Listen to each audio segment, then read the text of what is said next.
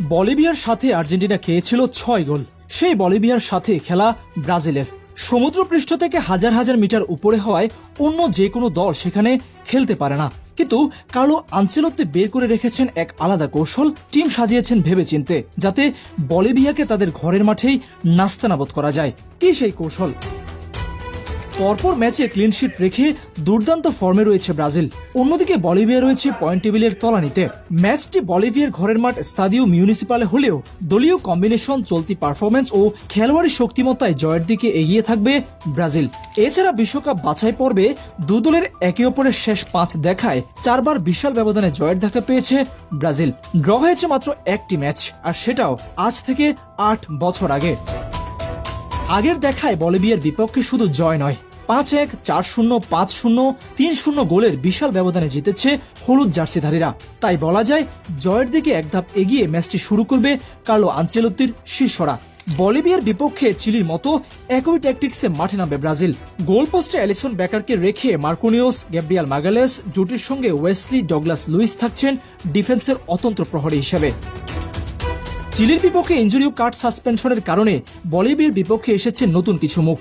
Muscle ইনজুরিতে কাইও জর্জের জায়গায় এসেছে আন্দ্রেস পেরেইরা। হলুদ কার্ড জনিত কারণে থাকছেন না ক্যাসিমিরো, যার ফলে ব্রুনো গুইমারেজের সাথে দেখা যেতে পারে তরুণ মিডফিল্ডার আন্দ্রে সান্তোসকে। গতদিন এক ইন্টারভিউতে এই তরুণ ব্রাজিলিয়ান বলেন, আমি ডিফেন্সিভ মিডফিল্ডার হিসেবে খেলতে অধিক পছন্দ করি।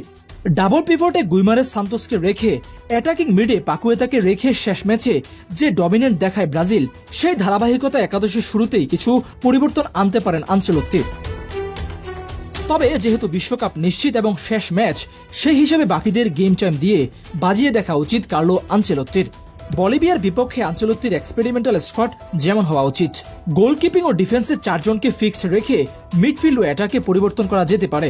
ব্রুনো গুইমারেজ ও আন্দ্রে সান্তোসকে ডাবল পিভটে রেখে ইন ম্যাচ পাকুয়েতাকে সেন্টার মিডে রেখে হোল প্লেয়ারের মতো অ্যাটাকে বাড়তি অপশন যোগ করা হতে পারে গেম চেঞ্জিং মোমেন্ট। এতে করে একদিকে যেমন মিডফিল্ডে ব্রাজিলের ডমিনেন্স থাকবে, অন্যদিকে মিডে ক্রিয়েটিভিটির অভাব কমবে। পাশাপাশি অ্যাটাকারদের সাথে লিঙ্ক আপে সুবিধা করতে পারবে আনচেলত্তির শিষ্যরা। মার্টিনেলি লেফটে সুযোগ পেলেও সাবস্টিটিউট হিসেবে রেখে রাফিনহাকে লেফটে শুরুর একাদশে রাখলে অধিক আউটপুট পাবে ব্রাজিল। কেননা গত ম্যাচে দেখা যায় রাফিনহাকে বারবার লেফট ফ্ল্যাঙ্কে সুইচ করতে। রাফিনহাকে লেফটে শুরু করে এস্তেভা উইলিয়ামসকে রাইট সাইড দিয়ে ড্রিবলিং চান্স ক্রিয়েট করলে বাড়তি স্পেস পাবে নাম্বার 9 পজিশনে খেলা প্লেয়ার। এই ট্যাকটিক্যাল স্ট্র্যাটেজিতে চিলির বিপক্ষে প্রথম গোলে রাফিনহা লেফট ফ্ল্যাঙ্ক দিয়ে জোন 17রা বারবার ঢুকে যায়, আর তার ডিফ্লেক্ট শুটেই ব্রাজিলকে লিড এনে দেয় মেসিনহো। এছাড়া সুপার সাব হিসেবে মার্টিনেলির স্পিড, লুইস হেনরিকে ড্রিবলিং ও ফিনিশিং আর আন্দ্রে পেরেইরার প্লেমেকিং শেষ 30 মিনিটে ব্রাজিল পিছিয়ে পড়লেও কামব্যাক করতে সহযোগিতা করবে।